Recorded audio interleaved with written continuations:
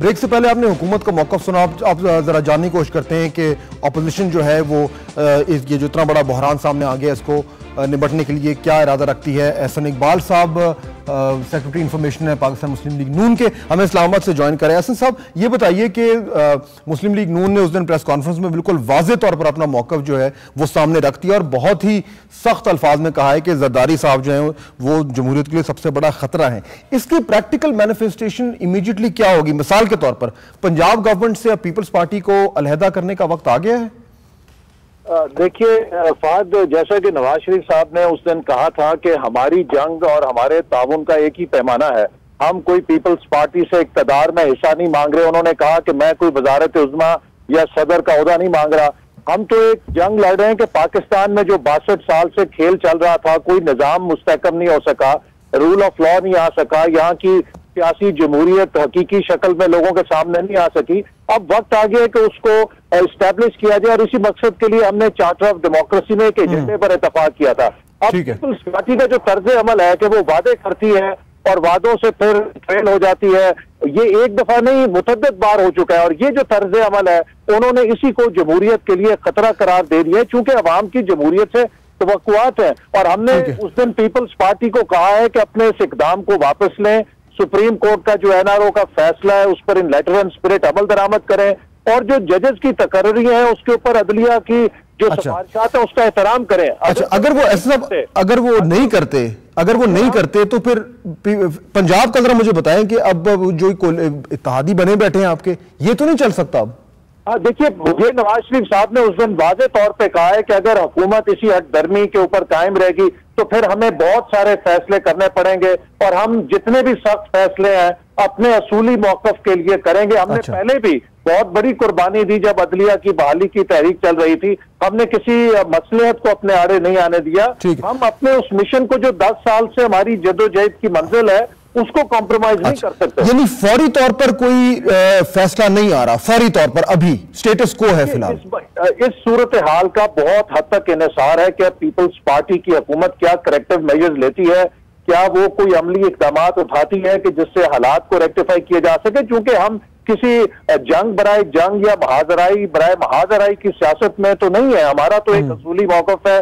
अगर उन असूलों के ऊपर, उस एजेंडा के ऊपर जो पीपल्स पार्टी की खुद अपने साथ कमिटमेंट है, कौम के साथ कमिटमेंट है, उस पर चलेगी तो फिर हम सब मिलकर जमहूरियत को मजबूत कर सकते हैं। लेकिन उसमें जमहूरियत को मजबूत, हाँ, लेकिन उसमें एक तो उसका जो शक्ल में नजर आनी शुरू हो गई एहसन साहब, सड़कों पे नारेबाजी, पुतले जलाना, eye ball to eye ball confrontation जो इंडिया पाकिस्तान के दरमियान होती है, शुरू हो गई। वो तो है, इस बात का आगाज पीपल्स पार्टी ने किया और हमने मुसलसल अपने कारकुनों को ये मैसेजेस दिए हैं कि वो तहम्मुल का, सब्र का मुजाहरा करें। एक दो जगह कहीं रद्द अमल में हमारे कुछ कारकुनों ने हुआ, उसका भी हमने नोटिस किया। और हम नहीं चाहते कि ये सियासत जो है ये पुतले जलाने की सियासत नहीं है। अब हम मैच्योर कौम है, ये सियासत चंद असूलों की है, चंद बुनियादी प्रिंसिपल्स की है। ये सियासत है, इस रियासत की बुनियाद क्या होगी? इस रियासत के मुस्तकबिल का नक्शा रूल ऑफ लॉ के ऊपर होगा या चंद अफराद की मर्जी और उनकी मसलियतों के ताबिक? लेकिन इसमें ये क्लियर कर दें कि अब अगर मिसाल के तौर पर आपका मुतालबा है कि फौरी तौर पर ये अपॉइंटमेंट है, इसको वापस लें वगैरह वगैरह, अगर वो कर भी लेते हैं मिसाल के तौर पर, अव्वल तो मुश्किल लग रहा है, तो क्या फिर वापस हम जो प्रेस कॉन्फ्रेंस थी मियां साहब की उससे पहले की जो नून लीग थी वो वापस आ जाएगी? सिर्फ इतना मसला नहीं है, ये बात भी नवाज शरीफ साहब ने वाज़े तौर पर कह दी है कि अब इन हालात में और इस तारीख में और जो पसमंजर अब तक बन चुका है, हम समझते हैं कि वो प्रेसिडेंशियल पावर्स जो सदर जरदारी साहब के पास हैं, जिसके मुताबिक वो जनरल मुशर्रफ वाले सदर ही हैं, ये हमारे लिए नाकाबिल कबूल है। और जल्द अज जल्द हुकूमत को 17वीं तरमीम को खत्म करके उस आईनी इस्लाहत की जो कमेटी है उसका काम सामने लाना पड़ेगा। क्योंकि हम अब इंतजार बराए इंतजार में कौम भी नहीं पढ़ सकती और हम भी नहीं पढ़ सकते। और आने वाले चंद दिनों में हम हुकूमत की इसके ऊपर जो परफॉर्मेंस है, डिलीवरी है, वो देखेंगे और रोशनी में अपना नजर को बनाएंगे। But relationship has change forever, ये तो एस्टैब्लिश्ड है कि अब वो वापसी का रास्ता बंद हो गया उस हवाले से।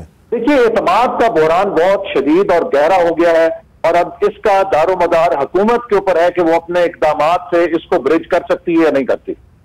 अच्छा, तो यानी अब इसमें प्रैक्टिकली आपने कहा कि इमीडिएटली कोई फैसले नहीं हो रहे, आने वाले दिनों में शायद हो।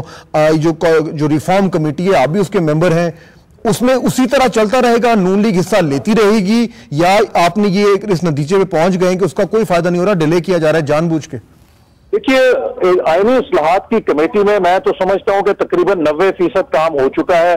बाकी 10% के ऊपर भी हमारा एक मजमूई कंसेंसस मौजूद है, और अब ये बड़ी हद तक हुकूमत का एक पॉलिटिकल डिसीजन है कि वो किस कदर उसे फास्ट ट्रैक पे ला के अगले चंद हफ्तों के अंदर हम उसे खत्म कर सकते हैं।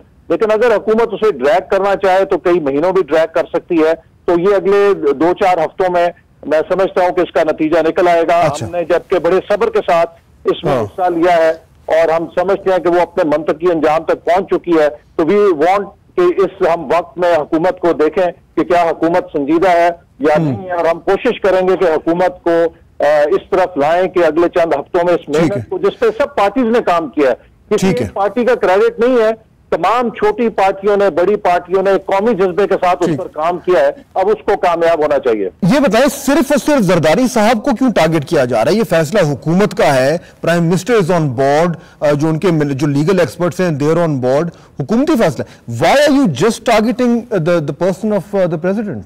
देखिए, ये बात भी साबित हो गई है कि वजीर आजम की बेबसी बार बार सामने आ रही है। सबसे पहले वजीर आजम ने कहा कि हमने जजेस बहाल ना करके गलती की, फिर वजीर आजम ने कहा कि हमने मिसाक जमहूरियत पे अमल ना करके गलती की, जबकि वो चाहते थे। फिर उन्होंने कहा, एक दिन पहले वजीर आजम ने दो टोक अंदाज में कहा कि हम जजेस को बहाल करेंगे जिस तरह के उनकी सिफारिशात हैं। अगले दिन लगता है कि ये सब मामला ऐवान सदर से हो रहे हैं, और जब आपको पता है कि कोई टीम परफॉर्म नहीं करती या गलत फैसले करती है तो उसका तमाम मलबा तो फिर कप्तान के ऊपर ही जाता है।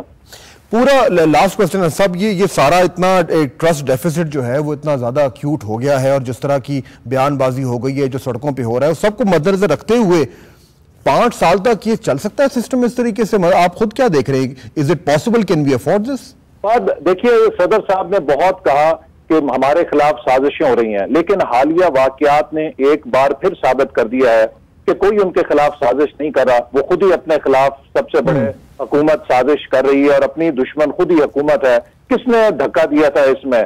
देखिए, ये तो बार बार अपनी उस रवायत को निभा रहे हैं जो कि किसी ने कहा था, वो एक मुहावरा है, वो है तो अनपार्लिमानी, कि वो प्याज भी खाने वाला और जुतियां भी खाने वाला, कि उसी अंदाज में अगर काम वही करना है, जज तो वही तकर्रर होंगे जो अदालतों की सिफारिशात थी, लेकिन अपना मुंह काला करके किया तो क्या किया। ठीक है, बहुत शुक्रिया। एहसन इकबाल हमें ज्वाइन करते इस्लामाबाद से मौक़िफ़ दे रहे थे जो है अपनी पार्टी का। यहाँ पे वक्त हुआ ब्रेक का, वापस आएंगे तो वकला के दरमियान इत्तेहाद की जो बातचीत हो रही थी, जो एक तासुर था कि बड़े मुत्तहिद कम्युनिटी है, अब कुछ दरारें नजर आ रही हैं। क्यों? जानेंगे ब्रेक के बाद, साथ रहेगा।